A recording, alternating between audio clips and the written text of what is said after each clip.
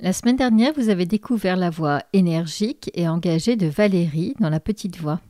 Et aujourd'hui, je vous propose de la retrouver dans son propre podcast Ciao Paris, où elle tend le micro à celles et ceux qui ont osé tout quitter. Et en fait, c'est là que j'ai eu le déclic de partir, en fait, de bouger, de là où j'ai grandi. Et je me suis dit, il est hors de question, en gros, que je meure là où je suis né, quoi. Et donc voilà, Fécamp, du coup. Je suis venu ici parce que c'était coup de cœur, tu vois. Après, il n'y a aucun endroit idéal, et ça, je l'ai appris pendant mon voyage. Genre, il y a zéro endroit idéal. Tu vas partout, tu vas toujours trouver que ça, c'est génial. Puis si tu restes suffisamment longtemps, tu vas te rendre compte que, bah non, en fait, c'est pas si génial que ça. Et il y a zéro endroit au monde, je fais le deuil de cette idée-là, qui sera absolument parfait. Mais le compromis ici me va très bien, tu vois. C'est un coup de cœur, pour ça, c'est un coup de cœur, ouais. Bonjour à toutes et à tous, on est vraiment ravis avec Anna de vous retrouver pour un nouvel épisode de Ciao Paris, le podcast qui booste votre changement de ville et de vie. Je m'appelle Valérie Boin, je suis journaliste et j'ai créé le podcast en 2020 pour m'aider à déménager. Depuis, je vis près de Toulouse et je peux vraiment dire merci Ciao Paris. Je suis Anna Naoum, je suis décoratrice et j'ai enfin déménagé au Pays Basque. C'est vraiment grâce aux rencontres étonnantes, émouvantes et utiles qu'on partage avec vous un jeudi sur deux. Vous rêvez de changer de ville, mais ça vous fait peur, et c'est normal. Écoutez les témoignages optimistes et réalistes de celles et ceux qui ont sauté le pas et passé à l'action grâce aux conseils concrets de nos experts. De ce moment où vous prenez conscience qu'il faut bouger à votre installation, on est à vos côtés à chaque étape de ce grand projet. Trop bien! Ciao Paris, c'est vraiment la boîte à outils pour passer à l'action. Pour être sûr de recevoir les prochains épisodes, abonnez-vous à Ciao Paris sur votre plateforme d'écoute. Et pour encore plus de ressources et de conseils, inscrivez-vous à notre newsletter ensoleillée. Oui, on sait Valérie, le lien est dans la description de l'épisode. Mais oui, tout à fait Anna. 1, 2, 3... Allez, c'est parti pour le ciao du jour. Et si parfois il fallait traverser les océans pour trouver sa place? Aujourd'hui, je vous emmène à Fécamp, en Normandie, à la rencontre de Marc. Et même si notre échange a eu lieu à distance, que j'ai pas pu m'y rendre malheureusement, je tenais vraiment à partager son histoire avec vous parce qu'il y a vraiment beaucoup de choses qui m'ont bouleversée dans son parcours. Marc a seulement 34 ans, mais il a déjà vécu plusieurs vies. Il a voyagé dans de très nombreux pays, il a été menuisier pendant 1 an et demi, il a appris ce métier sur le tas, un peu au débeauté, vous allez voir. Et pendant 4 ans, il a aussi sillonné les mers en solitaire sur un petit voilier monocoque. Ce qui m'a le plus touchée, c'est cette vision de la vie qui est assez unique, qu'a forgé chez lui cette expérience. Et de cette aventure, il en a tiré à la fois évidemment un très grand pragmatisme, une grande détermination, mais qui s'appuie aussi beaucoup sur son intuition. Vous allez voir, c'est un mélange super intéressant. Et au fil de ses voyages, il a aussi été confronté aux océans inondés de plastique. Et c'est là qu'il a décidé de transformer son indignation en action. Aujourd'hui, il a jeté l'ancre à Fécamp avec son entreprise innovante qui lutte contre la pollution. Et c'est une petite ville côtière où, évidemment, il a amarré son voilier. Je vous laisse découvrir comment Marc a trouvé ce lieu qui résonne autant avec son business qu'avec ses aspirations perso les plus profondes. Et je nous souhaite à tous de trouver un équilibre pareil. Allez, bonne écoute. Bonjour Marc. Salut Valérie. Comment ça va? Bah très bien, et toi? Bah écoute, super, je suis très contente qu'on se parle. Toi, t'es en direct de Fécamp et moi, je suis en direct de Toulouse. Et tu connais Fécamp? Écoute, pas du tout. Pas du tout. J'aurais beaucoup aimé venir, mais ce sera pour une prochaine fois, j'espère. Tu me feras découvrir. En attendant, tu vas me faire découvrir avec les oreilles et avec notre imagination. Tu vas nous raconter un peu plus ton nouvel environnement. Avec plaisir.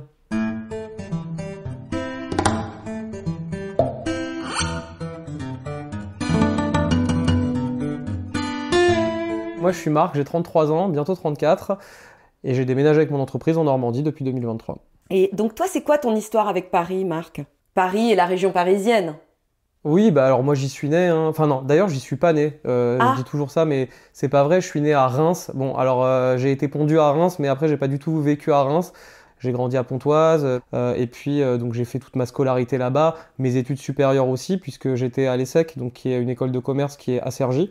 Et puis j'ai vécu à Paris au fil des stages et des différentes expériences professionnelles qu'on peut avoir pendant les études. Et j'ai un lien avec Paris qui est assez proche puisque quasiment tous mes amis sont parisiens. Donc je prends beaucoup les trains et donc c'est une jeunesse qui est rythmée par les voyages en train, les allers-retours à Paris, les dodos chez les copains pour faire les soirées et puis rentrer le lendemain. Donc c'est une vraie vie de francilien qui navigue entre la banlieue et Paris.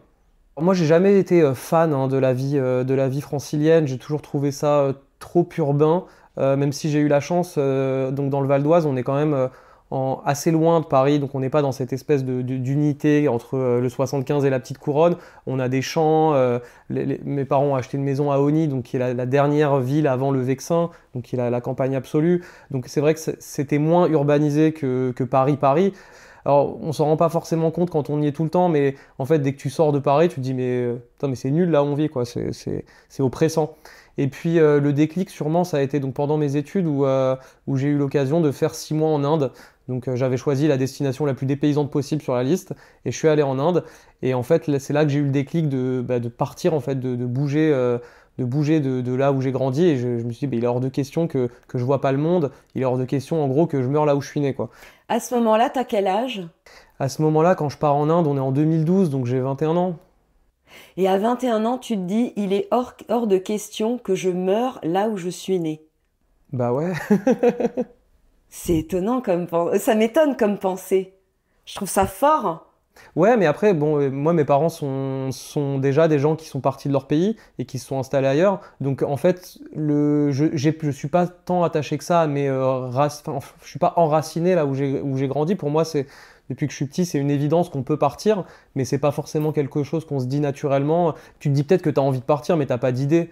Je vais aller où? Pourquoi je bougerai d'ici? Mes copains sont là, ma famille est là. Donc, en fait, ça te travaille pas tant que ça. Et finalement, quand tu as l'expérience d'ailleurs, tu te dis, alors ça dépend comment se passe cette expérience, mais moi j'ai adoré l'expérience de l'ailleurs et ça m'a donné envie de plus, en fait. Et c'est ce qui explique après tous les choix que j'ai faits pour partir loin, découvrir, même si aujourd'hui je suis revenu en France, voilà, ça m'a vraiment donné le goût de cette aventure et de la découverte. Ils ont quitté quel pays, tes parents, pour... Mes parents sont partis du Liban au début des années 90, en 1990. Donc ils ont quitté un pays qui sortait tout juste de la guerre et donc ils ont choisi la France parce que le Liban à l'époque était très francophone, donc ils parlaient français, maman avait de la famille en France et donc du coup ça lui a paru naturel de venir en France et puis c'est un pays qui porte des valeurs et qui représente un rêve, je pense toujours aujourd'hui, mais à l'époque encore plus, mais qui représente un rêve pour plein de gens et donc elle a choisi la France et bon, je pense qu'ils n'ont jamais eu à regretter depuis et je suis ravi qu'ils aient fait ce choix-là. Si on revient en 2012, t'as 21 ans et tu te dis cette pensée très forte que t'as pas envie de mourir là où t'es né et tu pars en Inde.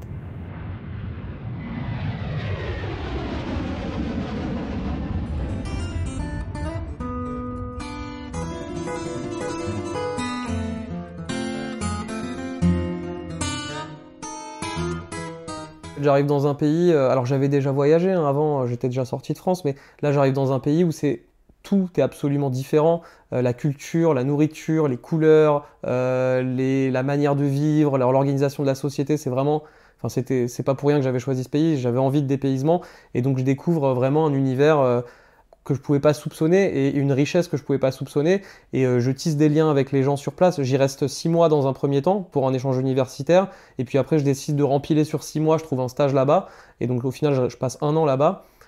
Et donc dans différents milieux, dans les études, où je rencontre un peu, on va dire, la haute société, parce que les gens qui font des études là-bas sont des gens qui sont, somme toute, assez aisés. Et puis je me fais aussi des copains, voilà, un gars qui vit dans un bidonville et tout. Puis après, je passe les 6 mois suivants dans le milieu du travail, donc un milieu qui est complètement différent. Je me rends rapidement compte que, enfin c'est marrant, mais tu vois, j'étais à l'école avec les gens un peu de la haute société. Finalement, il y a beaucoup moins de différence entre eux et nous qu'entre eux et un pauvre indien. Donc c'est marrant, tu vois, c'est vraiment tout est une question de milieu social et pas tant une question de pays, etc. Et donc tu vois, de découvrir tout ça, j'avais un carnet, je notais plein de choses et vraiment ça m'a vraiment ouvert l'esprit sur plein de choses. Enfin, ça a été un voyage qui était passionnant et j'ai adoré l'Inde. Enfin, j'en ai eu une expérience qui est inoubliable et je pense qui m'a changé aussi sur le long terme. Donc je rentre de mon voyage en Inde, il me reste 6 mois, un dernier semestre à faire à l'école et je suis diplômé donc en décembre 2013. En Inde, donc les deuxièmes 6 mois, il y a un de mes meilleurs amis qui vient me rendre visite. Et il avait déjà depuis un moment le projet d'acheter un bateau et de partir faire le tour du monde. Voilà. Et donc il cherchait à convaincre ses copains de participer à l'aventure. Il m'avait déjà proposé et à l'époque j'avais dit non, tu vois. J'avais dit bon, je sais pas, est-ce que c'est vraiment pour moi? J'ai une copine, je suis installé. Enfin, tu vois, j'avais pas, même si je trouvais l'idée incroyable et j'adore le bateau, on partait en vacances tous les étés ensemble et tout, je trouvais ça génial, mais de prime abord j'ai dit non. Et il me reparle de ce voyage. Et puis en fait, on en parle, et à un moment donné, je me dis, mais comment est-ce possible de dire non? Enfin, comment je pourrais ne pas le faire? J'ai cette opportunité-là qui m'est offerte, comment je pourrais ne pas le faire? Bon, entre parenthèses, le copain est super riche, et donc il a de quoi acheter, il a des sous pour acheter un bateau, tu vois. Chose que moi, donc c'est vraiment un coup de chance, quoi, d'avoir un copain comme ça dans son entourage. Et donc tu vois, d'avoir vécu tout ce temps-là en Inde, ça avait déjà commencé à modifier ma manière de voir les choses, puisque un non à ce voyage devient un oui, tu vois. Donc je rentre, je fais mon dernier semestre à l'école, et puis je me dis, bon bah ok c'est bien, on va partir en bateau, mais il faut des sous. Donc comment on fait pour faire plein de sous vite? Donc je vais pas aller dans un bureau parce que ça va pas marcher, ça va pas gagner assez. Et donc j'ai un copain qui est menuisier, qui participe au voyage aussi, et qui me dit, bah viens, on a qu'à monter une menuiserie ensemble. Donc tu géreras un peu le côté gérer la boîte, faire les devis, etc. Et puis tu me fileras le coup de main sur les chantiers. Et puis comme ça, bah, tu verras dans le bâtiment, quand on travaille à son compte et qu'on enquille les heures, on gagne plein d'argent, tu vois. Et donc c'est ce que j'ai fait, donc je suis devenu menuisier pendant 1 an et demi. Donc j'ai adoré cette année et demie-là, parce que j'ai appris un nouveau métier, un métier manuel. J'étais pas spécialement manuel à la base, tu vois, j'étais plutôt un gars qui était, allez, on va dire, un peu malin, quoi, qui avait bien développé son cerveau, mais pas tant son habileté manuelle. Mais tu t'es formé sur le tas. Bah c'est ça, et puis avec un gars, en plus mon pote menuisier, il est exceptionnel, c'est le meilleur menuisier que je connaisse, il est très pédagogue, donc voilà, on bosse pendant 1 an et demi comme des fous, hein, du lundi au samedi, parfois le dimanche et tout, machin, puis on arrive à mettre plein d'argent de côté. Alors évidemment, je vis chez mes parents, le frigo est rempli, bon j'ai ni loyer ni dépenses exceptionnelles, j'arrête de sortir, tu vois, je dépense plus d'argent, je mets tout de côté. Voilà, et donc je me fais un pécule en tout, on va dire ça, plus les économies que j'avais déjà, j'avais 40 000 euros, tu vois, donc génial. Ah, mais trop bien. Je peux mettre 20 000 euros dans l'achat du bateau pour participer, et j'ai 20 000 euros pour le voyage, quoi. Donc au bout d'1 an et demi, et bah rien, ça y est, il y a les sous, on achète le bateau, puis on se retrouve en mai 2015, je crois, et puis voilà, après c'est parti, quoi. On démarre notre tour du monde, ce qu'on pensait être notre tour du monde. Et donc on voyage 1 an ensemble sur un beau bateau, on est 4. On part donc du sud de la France, on va en Corse, on fait les Baléares, on fait le sud de l'Espagne, on fait le nord du Maroc, on traverse l'Atlantique, on fait le tour des Caraïbes, donc on fait quasiment toutes les îles, on fait tout le tour, et puis on arrive, on descend comme ça, et puis on arrive au Panama. Et donc là ça fait 1 an qu'on voyage ensemble, et bah, en fait on se rend compte que c'est pas facile, même si on se connaît depuis le lycée, c'est pas facile de vivre finalement à huis clos sur un bateau, même si tu rencontres plein de gens et tout, c'est pas le sujet, hein, c'est un voyage donc tu rencontres plein de gens, mais au quotidien, t'es un peu coincé avec tout le monde. Mon grand-père, il disait ça, tu sais, mon grand-père était marin et on faisait aussi beaucoup de voiliers quand j'étais petite, donc ça fait partie des choses qui m'ont beaucoup touchée dans ton histoire. Et je me souviens de lui qui disait, en bateau, tu peux partir avec tes meilleurs amis et revenir avec tes pires ennemis. Bah heureusement que c'est pas devenu mes pires ennemis, mais il a entièrement raison. Et puis après, il y a aussi si tu veux pousser le truc plus loin, on est parti à 4, on a l'impression qu'on part tous pour les mêmes raisons, et en fait déjà on part pas pour les mêmes raisons. Donc déjà dès le début, il y a une divergence. Il y en a qui partent faire une retraite spirituelle, il y en a qui partent faire la teuf, il y en a qui partent se découvrir. Et en fait déjà pour concilier tout ça, ça devient compliqué. T'es dans un huis clos, donc il n'y a pas de bah tiens je claque la porte, je vais dormir chez un copain, ou je passe la soirée au bar et je rentre. Non, c'est pas si facile que ça. Et puis il y a quand même une espèce de, même si le bateau était grand et tout, il y a quand même une promiscuité. Bon bah c'est bon, tu vois le gars se laver les dents le matin. Tu sais, c'est pas toujours glamour la vie en bateau, donc voilà. Donc pour toutes ces raisons, voilà, on fait une discussion, tu vois. Je me dis bah tiens, il est temps peut-être qu'on parle un peu, qu'on fasse le bilan de cette année. Et les copains très proches et tout, c'est comme la famille. Et comme dans beaucoup de familles, il y a plein de choses qu'on se dit pas, bien qu'on soit proche. Et bah ça participe à créer d'abord des tensions, et puis ensuite, bah, quand on n'en parle pas, les tensions, ça devient des rancœurs. Et bah, au bout d'1 an, quand tu fais le point, bah, en fait, au final, les rancœurs, ça y est, c'est fini, elles sont plus dépassables. Et donc, bon, bah, on décide d'arrêter, quoi. Donc un peu un gros coup, quoi, parce que tu te dis, bah, ça fait des années que je suis sur ce projet, je viens de vivre enfin, moi, personnellement, je m'entendais avec tout le monde et ça allait très bien, donc tu vois, je tombe un peu de mon nuage en mode, ah ouais, donc le rêve, là, que je suis en train de vivre depuis 1 an, il va s'arrêter. Et puis donc du coup, je me travaille la tête, quoi, et je me dis mais que je fais quoi? Du coup, je rentre comme un con en France là, je rentre à Paris, je trouve un taf, c'est bon, c'est fini. Et je fais bah non, je suis pas prêt du tout, et donc je me dis bah non, mais j'ai encore des sous, et puis on va vendre le bateau, je vais avoir encore des sous, donc allez, tant pis, j'achète un bateau et je continue, quoi. Ah ouais. Donc voilà, donc je décide de faire ça. Je bosse un peu pendant le voyage pour garnir un peu encore la caisse de bord, et puis je trouve un bateau au Panama, là où j'étais. Et donc j'achète ce bateau, donc un petit monocoque, hein, on passe du gros kata au petit monocoque. Et donc voilà, donc je poursuis le voyage comme ça, sur mon bateau, tout seul en solitaire pendant 4 ans.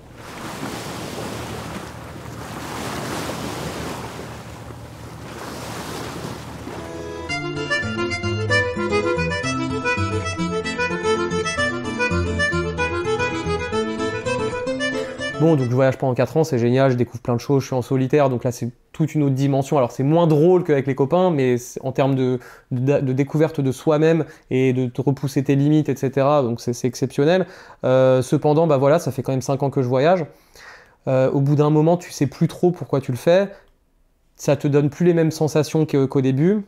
Et puis en 2018, donc avant 2 ans, 1 an et demi avant de rentrer, pendant mon voyage, j'arrive sur l'île de la Dominique, donc une île qui avait été ravagée par un cyclone. Et ça faisait déjà un moment que je me disais, putain, la pollution plastique, c'est quand même chaud, on en voit en mer partout, t'es loin de toute terre, tu vois une fourchette qui flotte, t'arrives dans un endroit paradisiaque, à l'image d'Épinal, tu vois, l'île avec le sable et le cocotier unique, là, bah ouais, très bien, mais au pied du cocotier, c'est recouvert de déchets, quoi. Et donc ça faisait un moment déjà que ça me titillait cette histoire. Et quand j'arrive en Dominique en 2018, donc ravagé par un cyclone, complètement démoli, la seule décharge de l'île était inopérante, et donc en fait les gens brûlaient leurs déchets devant chez eux, donc, mais au point que moi sur mon bateau au mouillage, je recevais le matin, j'avais des cendres noires partout sur le bateau. Wow. Les gens n'avaient pas le choix. Pour se débarrasser de leurs déchets, il fallait les brûler devant chez eux. Je te passe aussi le fait de brûler du plastique et que les enfants respirent ça, les retards mentaux, etc., etc. Bon, catastrophe. Et donc je me dis, il est temps de faire quelque chose. Et je rencontre un gars qui monte une ONG et je lui dis, tu fais quoi? Il fait, moi je veux m'attaquer à la pollution plastique. Je fais, génial, moi aussi. Et en fait, on monte un centre de recyclage du plastique, un petit centre de recyclage de plastique, à Portsmouth exactement. Et donc on fait ça et tout pendant 6 mois. Donc on récupère une bâtisse pourrie sur le terrain de la mairie, on reconstruit un toit, on fabrique nos machines. Voilà. Et donc c'était super. Alors on faisait des petits porte-clés, des dessous de verre, des objets qui étaient sans grand intérêt en réalité et qui allaient finir à la poubelle, hein. Mais voilà, c'était une manière de montrer aux gens qu'avec vos déchets on arrive à faire quelque chose. Et l'idée c'était d'initier un truc et de faire quand même un business model qui fonctionne, c'est-à-dire que ces porte-clés étaient vendus, il y avait un revenu, ce revenu il était censé payer, alors pas nous évidemment, mais payer des gens qu'on employait pour opérer les machines tous les jours. L'idée, c'était qu'au bout de 6 mois, nous, on parte et puis qu'on laisse ce projet fonctionnel avec un business model qui lui permette de survivre à la subvention qu'on avait reçue. Ça a marché, donc au bout de 6 mois, on est parti. Mais en fait, c'est un projet entrepreneurial, mais comme un cadeau. C'est ça, si tu veux, en fait, comme beaucoup d'ONG qui interviennent dans plein d'endroits, elles arrivent, elles ont une subvention, elles viennent résoudre un problème ou faire un projet éducatif et tout, la subvention est consommée, et après le projet s'arrête. Et en fait, le seul moyen de faire survivre un truc comme ça, c'est qu'il y ait un côté commercial derrière. Et donc là, l'idée, c'était ça, c'était de se dire, on part, mais on laisse un truc qui fonctionne, qui va nous survivre. Et donc super intéressant. C'est génial. Et ouais, c'était génial. Après moi, donc j'étais hyper fier de faire ça, mais tu vois, je m'y retrouvais pas en termes d'impact parce que je me disais, mais regarde, là tu fabriques des porte-clés, des dessous de verre. Bon, déjà tu recycles des porte-clés de 4 grammes, ok, 4 grammes, vu la taille de la montagne de plastique qu'il y a, on va pas y arriver. Tu fais des objets qui n'ont pas de valeur ajoutée, qui vont finir à la poubelle, qui servent à rien, tu vois. Et donc du coup, je commence à me dire, mais comment on fait pour... est-ce qu'on peut pas utiliser ces déchets pour reconstruire l'île ? Comment on fait pour développer un produit qui nous permette de reconstruire l'île? Alors le truc c'est que le plastique tout seul c'est pas génial dans la construction, en plus le plastique recyclé ça a perdu un peu en qualité, donc c'est pas génial, et donc je commence à faire plein d'essais et à me dire tiens on va mélanger le plastique avec ci, avec ça, et puis au final je tombe sur ce qui étaient les prémices de ce que je fais aujourd'hui, donc développer un matériau de construction qui est fait en partie de déchets plastiques, en partie de déchets minéraux, et donc où tu arrives à développer un nouveau matériau qui va piocher des bonnes caractéristiques de ces différents composants et qui du coup est applicable pour le bâtiment. Donc malheureusement je ne l'ai pas fait en Dominique parce que ça a demandé plus de recherche que ça, j'avais plus le temps, j'avais autre chose à faire à l'époque et puis il fallait industrialiser, bref c'était pas le moment, et à l'époque il n'était pas encore question de rentrer en France. Mais en tout cas tu as déjà cette idée qui est là, qui est dans ta tête et tu te dis c'est ça que je veux faire. Est-ce que c'est pour ça que tu rentres en France, pour mener à bien ce projet ? Et ben, c'est une conjonction de facteurs. D'abord, tu te retrouves plus tant que ça dans ton voyage. Voyager pour voyager, au bout d'un moment, ça n'a plus de sens. Tu estimes que tu as fait le tour de la question et tu as envie d'autre chose. Donc tu as envie de te réaliser professionnellement, tu as envie de rentrer voir les gens qui te manquent aussi, parce que mine de rien, quand on part, on est là, tu te dis ouais, je m'en fous, papa, maman, j'ai grandi avec eux, rien à foutre. Au final, ils commencent à te manquer un peu, les copains, ils te manquent. Voilà, tu te dis bon, et ça mène à où mon truc? Je vais devenir quoi? Juste un vagabond des mers et tout. Et donc toutes ces envies-là, couplées au fait que maintenant j'avais un projet, une idée, en me disant je vais rentrer en France, je vais faire ça, et du coup ça te permet d'avoir le déclic et de te dire ok, c'est bon en fait, c'est qu'il est temps de rentrer. Et tu vois, moi j'aime bien dans ma vie prendre des décisions comme ça. Je trouve ça très difficile de prendre une décision péremptoire en mode allez go, je change tout, je fais ça. Mais quand il y a un fil rouge, tu vois, et que tu as l'impression que tout ce qui vient de se passer a un sens et t'emmène vers l'étape suivante, pour moi c'est ça les meilleures décisions. Tu vois. Et donc j'arrive en 2020 en France, on connaît tous l'an de grâce 2020.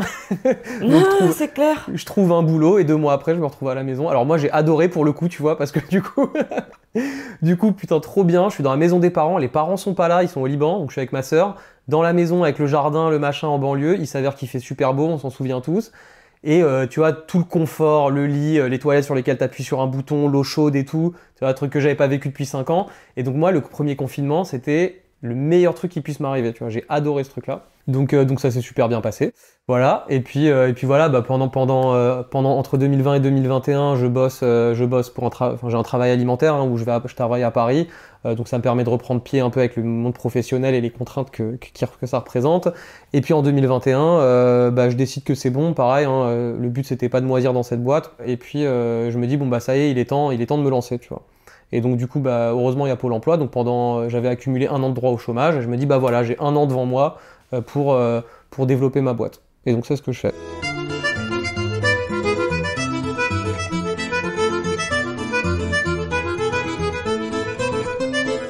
En 2021, tu te dis ok, c'est le moment de lancer Néolithique parce que toi tu as bossé déjà en sous-marin, on va dire, pour développer cette recette d'agglomérat de plastique et de matériaux minéraux.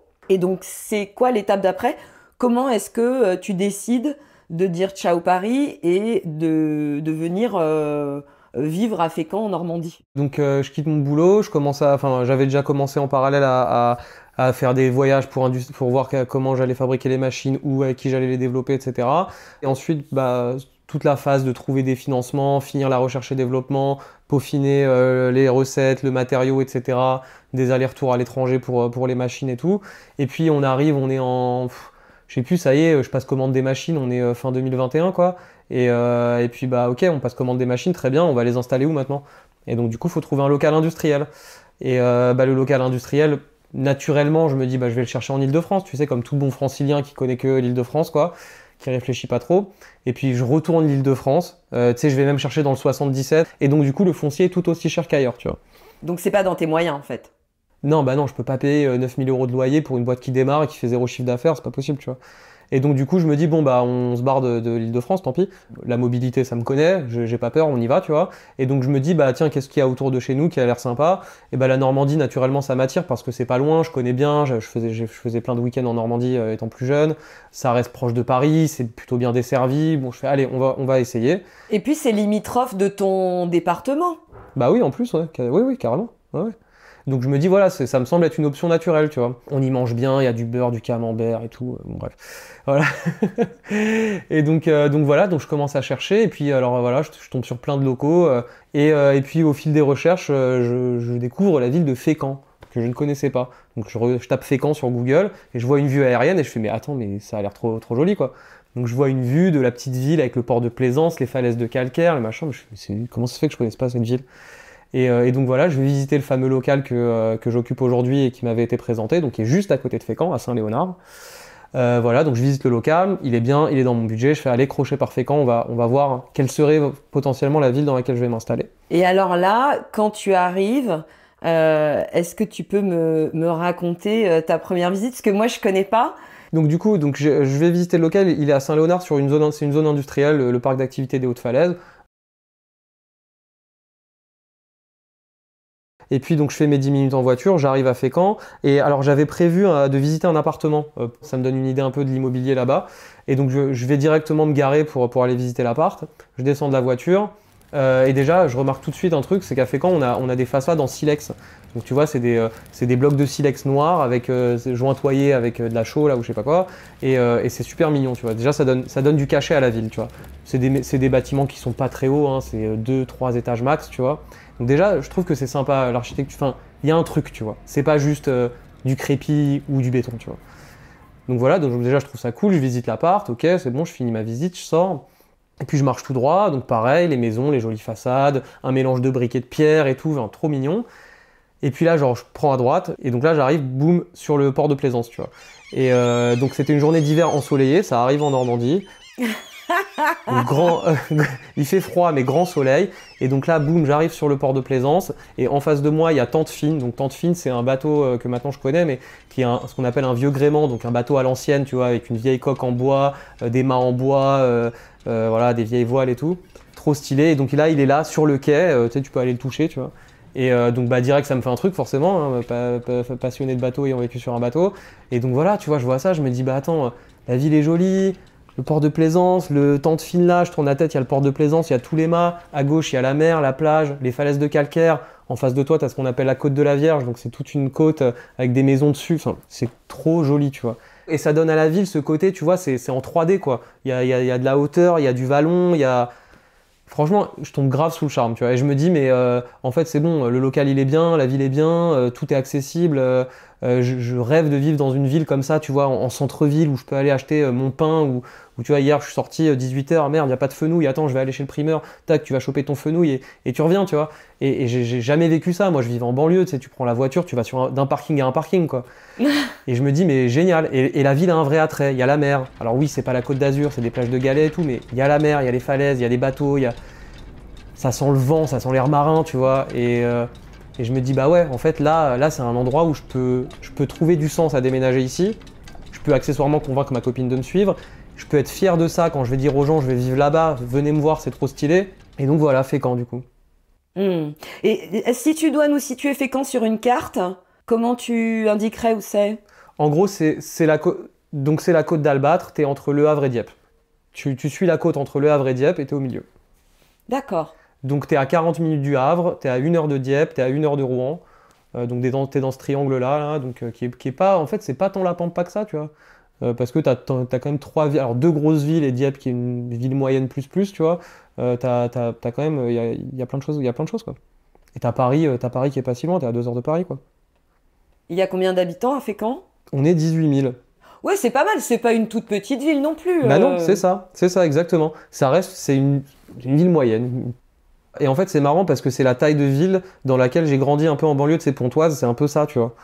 Et en fait, je retrouve un peu ce truc-là, tu vois, de me dire, ouais, en fait, c'est une ville où tu vas recroiser des têtes connues, ce que je trouve super agréable, tu vois, parce que l'anonymat, c'est un peu chiant, tu vois. À la fois, il y a quand même suffisamment de monde pour être un petit peu anonyme et pas être obligé de parler à tout le monde comme dans un village de 500 personnes. Sur 18 000 personnes, t'as quand même la chance de pouvoir tomber sur quelqu'un que t'aimes bien, tu vois. Ouais. Et donc, ouais, non, franchement, c'était un super choix. Ça correspond à plein de choses que je voulais, quoi. Je suis venu ici parce que c'était coup de cœur, tu vois. Après, il n'y a aucun endroit idéal, et ça, je l'ai appris pendant mon voyage. Genre, il y a 0 endroit idéaux. Tu vas partout, tu vas toujours trouver que ça, c'est génial. Puis si tu restes suffisamment longtemps, tu vas te rendre compte que, bah non, en fait, c'est pas si génial que ça. Et il y a 0 endroit au monde, je fais le deuil de cette idée-là, qui sera absolument parfait.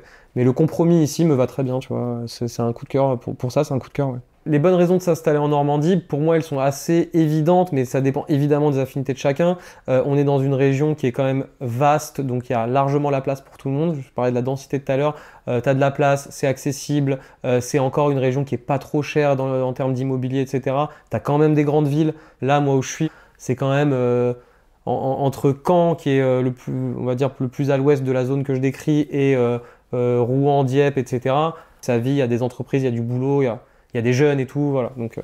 Donc ça, c'est top. On est dans une région, enfin, moi étant au bord de la mer, pour moi, c'est une qualité de vie incroyable, tu vois, être au bord de la mer, sachant que le littoral français, il est plus très accessible en termes de prix de l'immobilier. Enfin, la plupart des villes qui sont en bord de mer, c'est intouchable. Bah, ici, nous, de notre côté, ça va. Tu peux même habiter au Havre, tu vois. Bon, après, c'est une plus grosse ville, mais tu peux même pas habiter au Havre et ça reste accessible. Et à Fécamp, ça reste accessible aussi? Ouais, Fécamp, c'est carrément accessible. Alors, c'est moins accessible depuis qu'il y a eu le Covid, mais quand tu viens d'Île-de-France, tu trouves ça vraiment pas cher, ridiculement pas cher, tu vois. C'est quoi, pour avoir un ordre d'idée, c'est quoi le prix au mètre carré quand tu achètes à Fécamp? Là, dernièrement, j'ai vu une annonce, une maison de 80 mètres carrés avec 400 mètres sur un terrain de 400 mètres carrés avec une terrasse. La maison a été refaite à neuf, donc il n'y a pas de travaux à faire. T'es à 10 minutes à pied du centre-ville. L'annonce était à 175 000 euros. Ah, ouais, et ça, c'est pas négocié, c'est rien. ah oui, c'est vraiment pas cher. Et puis, moi, je trouve qu'il y a des bons produits. Ça, c'est vachement important, tu vois. Genre, on mange bien. Le fromage, le beurre, moi, j'adore ça. C'est trop bon. Et on a des fermes. Donc, tu peux aller acheter ta viande, ton fromage, ton poulet chez le fermier. Donc, ça, c'est vachement cool. Bon, si t'aimes bien boire des coups, ici, ils adorent ça. Donc, t'es à la maison. Donc je dirais que voilà, donc c'est humain et donc ça me ressemble parce que moi j'aime bien ça, tu vois, j'aime bien le côté authentique, simple, taille humaine, voir des gueules, dire salut, salut machin dans la rue et tout, je trouve ça génial, tu vois. Donc en ça me ressemble. C'est une région qui aussi se tourne vers tout ce qui est transition écologique. Tu vois, en face de Fécamp, on a, je crois que le plus grand parc éolien offshore d'Europe, qui a été là mis en service il y a quelques mois. On a plein d'initiatives qui sont créées autour de l'économie circulaire, des entreprises qui s'installent. Là, on a un géant du recyclage qui s'installe pas très loin d'ici. Donc c'est vraiment une région qui est hyper dynamique en ce sens-là. Elle est industrielle, mais industrielle, c'est pas un gros mot. Ça dépend comment on fait de l'industrie. En plus, moi, je fais de l'industrie, mais j'essaie de faire ça bien. Donc elle est industrielle, elle essaye d'être le plus moderne possible et le plus en avance possible sur les sujets environnementaux. Elle est dynamique, et ça, on s'en rend pas forcément compte quand on vit ailleurs. On se dit, de toute façon, tout se passe à Paris, là-bas, c'est un trou paumé. C'est pas vrai, c'est hyper dynamique. Il y a plein de boîtes qui s'installent ici. On a des écoles, alors pas à Fécamp, il n'y a pas d'école supérieure à Fécamp, mais on a des écoles d'ingénieurs qui sont hyper réputées. On a des écoles de commerce, on a les écoles d'officiers de marine. Il se passe plein de trucs quand même ici. Donc, ouais, non, c'est une belle région. Honnêtement, c'est une super belle région.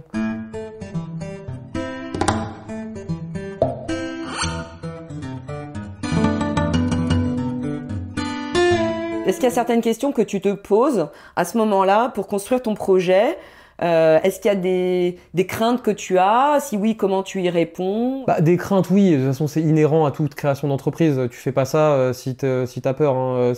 Et tu vois, j'aurais pas été chef d'entreprise. Je ne pense pas. Enfin, on peut pas refaire l'histoire, mais je pense pas que j'aurais été chef d'entreprise si j'avais pas navigué en solitaire sur un bateau. Tu vois. Ce truc-là m'a appris que j'avais peur de rien, que j'étais prêt à faire face à tout, et surtout que rien n'était très grave. Tu vois.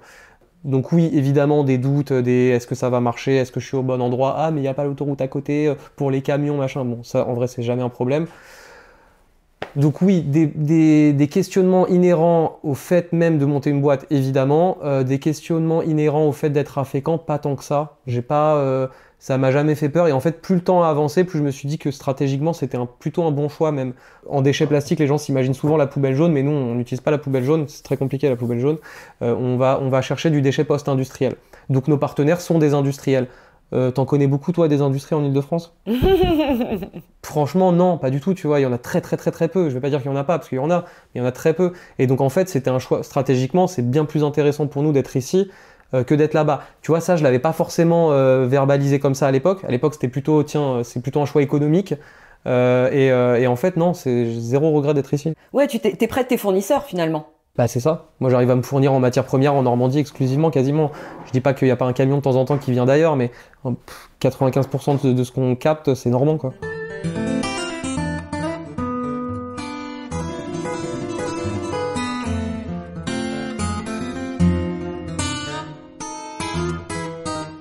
Quand tu es arrivé sur place, est-ce que tu as trouvé de l'aide? Est-ce que tu as été chercher de l'aide? Auprès de qui? Comment tu as fait? Parce que j'imagine tu as dû avoir des subventions, tu as dû... Puis bon, même pour aller chercher un local, etc. Enfin... Tout à fait. Le local, c'est l'agence de développement économique du Havre qui me l'a trouvé. Donc en fait, ils sont en partenariat avec toutes les villes du coin, et donc ils sont en partenariat avec l'agglo de Fécamp. Et c'est eux qui m'ont appelé, m'ont dit il y a un local là-bas, on pense que ça correspond à ton cahier des charges. Donc déjà, ça, c'était la première étape. Ensuite, bon, après moi je suis débrouillard, donc je me suis débrouillé tout seul pour m'installer ici, mais évidemment il y avait de l'accompagnement pour t'installer, pour la mobilité professionnelle de ton conjoint, pour te trouver une place au port pour ton bateau, voilà, ils te déroulent le tapis rouge, ils ont envie que tu viennes, ils ont envie d'attirer des entreprises de l'extérieur. Tu sens qu'ils sont quand même à la recherche d'une dynamique et d'avoir des jeunes entrepreneurs, des entreprises innovantes, et donc ils étaient vraiment contents que je vienne m'installer là, et ils me le montrent tous les jours. Tu vois, là on doit déménager dans un an, de changer de local. Ils font des pieds et des mains pour qu'on reste. Nous, on veut rester, donc ça, il n'y a pas de souci. Ils n'ont pas besoin de nous convaincre. Mais voilà, ils font tout pour nous trouver un nouveau local.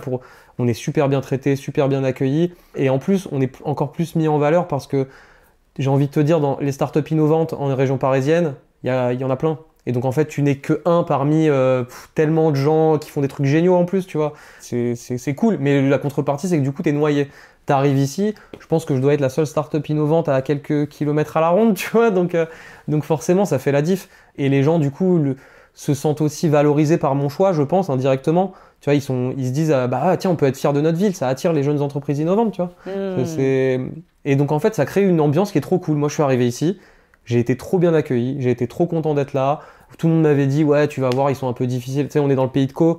C'est un peu particulier, c'est encore plus normand que la Normandie, tu vois. Et il me disait, tu vas voir, les Cauchois, ils sont difficiles, tu vois. Et bon, ok. Et en fait, non, ils sont pas difficiles du tout. Ça dépend comment tu les approches. Si t'arrives avec tes gros sabots de Parisiens, là, ouais, c'est sûr que ça va pas marcher. Mais en vrai, ça s'est super bien passé. Ils ont été super accueillants, tu vois.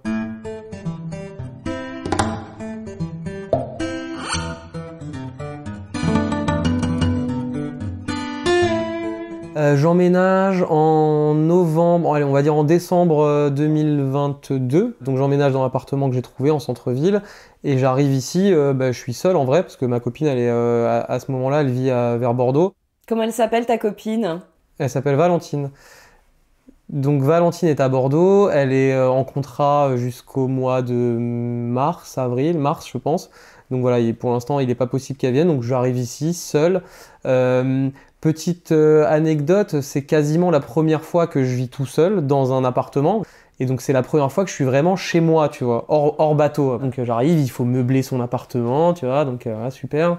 Et qu'est-ce qui t'a plu dans l'appart que tu as visité là, où tu es actuellement? Déjà il est en centre-ville, donc c'est top. Je peux tout faire à pied et tout, machin. Je suis à 5 minutes du port, 10 minutes de la plage, donc c'est génial. Et puis en fait il est assez moderne en soi, parce que tout est sur le même étage. Tu rentres, t'as le salon, t'as la cuisine avec, tu vois, petit bar et tout, donc je trouve ça sympa, quoi. Ouais. Et puis là t'as le salon, tu vois, donc c'est pas grand, mais c'est bien foutu finalement. On a 60 mètres carrés au sol, et vu que c'est mansardé, t'as 48 habitables, je crois. Voilà, là-bas, t'as un couloir où t'as 2 chambres, donc ouais, super, j'ai une chambre pour les copains, tu vois. Mais ouais! Et donc, pour toutes ces raisons, je le trouve super sympa, l'appart, et je fais, allez, banco, je le veux, tu vois, donc Et donc, je paye 500 € par mois, charge inclus, quoi. Qui est le prix d'une cage à lapin à Paris, quoi. Et donc tu vois, c'est quand même un autre monde, quoi. Tu peux te dire, voilà, avec même de petits moyens, je peux m'installer correctement, et je suis dans une ville où je suis au bord de la mer, tu vois. Elle finit par te rejoindre, Valentine, ou pas? Ouais, elle finit par me rejoindre, elle arrive le 1er avril ici. Et c'est pas une blague. Et c'est pas une blague.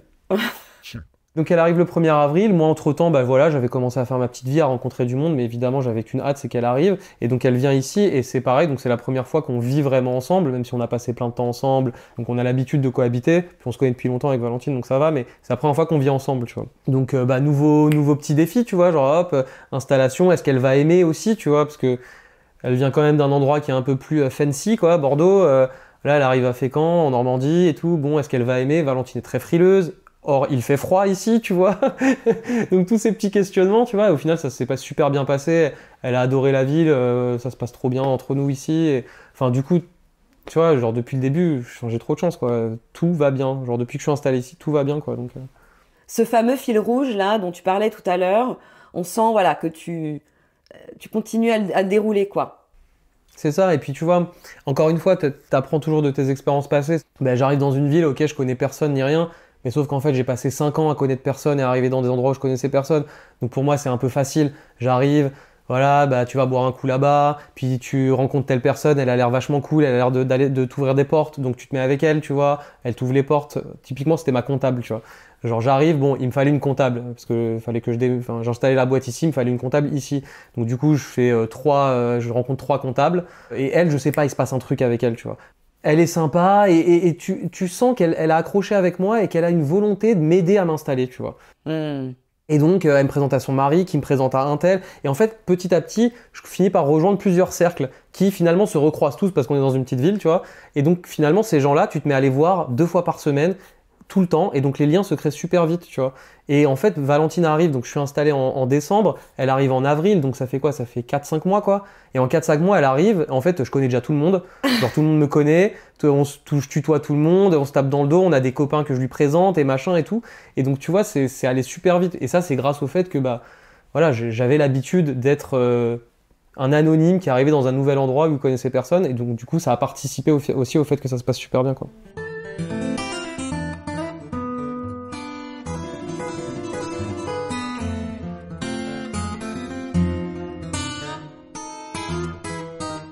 Toi, c'est quoi les 3 choses auxquelles tu ne renoncerais plus, maintenant que tu as dit ciao Paris? Je crois qu'en premier lieu, c'est vraiment respirer de l'air pur. Donc tu vois, être dans un endroit où quand tu respires, ça sent normal en fait, tu vois. Ça sent pas le pot d'échappement, le pipi, le je sais pas quoi, tu vois, les plaquettes de frein et tout là. Chose qui m'hallucine à chaque fois que je rentre à Paris, je fais mais comment on peut respirer ça et même plus s'en rendre compte, quoi. Bref, donc il y a ça. Le fait de pas être entouré de trop de congénères, tu vois. Genre 18 000 habitants, c'est bien. 3 millions, c'est trop. Voire 10 millions parfois. C'est vraiment trop. Et donc ça, c'est vraiment agréable de se dire, voilà, je sors dans la rue, ça reste assez calme. Il n'y a pas trop de gens, je me sens pas oppressé. Je fais pas la queue 3 heures pour tout et n'importe quoi. Bon, bref, ça c'est super agréable. En venant à Fécamp, t'as gagné en espace vital. Mais carrément, carrément. Et puis le troisième élément, alors c'est pas vraiment relatif à Fécamp, mais je renoncerai plus de vivre seul. En fait, je suis trop bien avec Valentine. Je vivrai plus tout seul comme un sauvage là, loin de quelqu'un que j'aime beaucoup, tu vois. Si tu avais 3 conseils à donner à des citadins qui ont envie de quitter Paris, mais qui se posent des questions et qui ne savent pas comment s'y prendre, qu'est-ce que tu leur dirais? Bah, en premier lieu, déjà se poser la question s'ils ont vraiment envie de quitter. Enfin, c'est quoi la raison? Pourquoi ils pensent à ça? Est-ce qu'ils ont vraiment envie de quitter Paris ou est-ce qu'en fait ils ont envie de changer de taf, changer de meuf, changer de. Tu vois, parfois on se dit qu'en déménageant on va résoudre nos problèmes, mais c'est pas forcément le cas. Donc, déjà bien être sûr qu'ils veulent bouger. Ensuite, bah, le conseil c'est si t'as vraiment envie de bouger. Si la réponse à la première question c'est oui, bah fais-le en fait. Just do it. Bah, non, mais c'est vrai, en fait, t'as aucune autre limite. Si t'as vraiment identifié que c'était ça qu'il fallait que tu fasses. En fait, c'est quoi la limite? T'as peur, quoi. Tu vas pas mourir, il n'y a rien de définitif. Au pire, bah, tu reviendras là où t'étais, ou tu changeras d'endroit, mais voilà, et c'est pas un choix tu ne peux pas regretter ce choix. Tu peux regretter de ne pas le faire, par contre. Il y a souvent une question qu'on oublie de se poser, c'est qu'est-ce que je perdrais à ne pas agir? Tu vois? Et tu vas au moins perdre ça, tu vas regretter. Toute ta vie, tu vas te dire, j'avais l'opportunité de bouger et je l'ai pas fait, et je l'ai pas fait, et je l'ai pas fait. Qu'aurait été ma vie si je l'avais fait? Putain, il suffisait de bouger, quoi. Toujours agir, en fait. Tu vois? Il faut pas vivre avec des regrets, et quand t'as un projet en tête, bah, essaye, au moins essaye, tu vois. Donc ça fait 2. Et la troisième, je dirais, bah si t'as l'occasion, bah, choisis bien où tu veux aller, parce que du coup, t'as décidé de bouger, t'as décidé de pas avoir peur et de le faire, bah maintenant, t'as devant toi, entre guillemets, le monde entier, au moins la France entière, et tu vas pouvoir choisir où tu vas aller. C'est génial, tu vois, parce que c'est rare les moments où on prend ce genre de décision. Donc choisis bien, parce que y a tout. En France, on a tout. T'as tous les décors, tous les climats, tous les types de gens, tous les accents, toutes les variations de bouffe que tu veux. Donc déjà, t'as tout le choix possible. Donc choisis bien, choisis ce qui te plaît et vas-y, fonce, quoi. Et alors moi, je dis ciao Paris, toi tu dis quoi? Moi, je dis boujou Paris. Boujou, c'est ce qu'ils disent ici pour dire ciao, en gros. Donc tu vois, quand tu vois les gens, et tu leur fais boujou, et puis voilà, tu t'en vas. Donc voilà, moi je dis boujou Paris. Merci beaucoup d'avoir écouté cette conversation. J'espère sincèrement qu'elle vous a été utile et vous a plu. Pour être sûr de recevoir les prochains épisodes, abonnez-vous à Ciao Paris sur votre plateforme d'écoute. Et pour encore plus de ressources et de conseils, inscrivez-vous à notre newsletter ensoleillée. Le lien est dans la description de l'épisode. Avec Anna, on vous retrouve jeudi dans 2 semaines pour une nouvelle histoire. Et d'ici là, venez nous faire un coucou sur Insta, @Ciao Paris le podcast, tout attaché. Ciao, c'est I-A-O. Allez, ciao. Ce nouveau départ a été produit et réalisé par Valérie Bohin. Montage et mixage par Emmanuel Charret, Skoll Prod. Direction artistique et logo de Ciao Paris, Anna Naoum.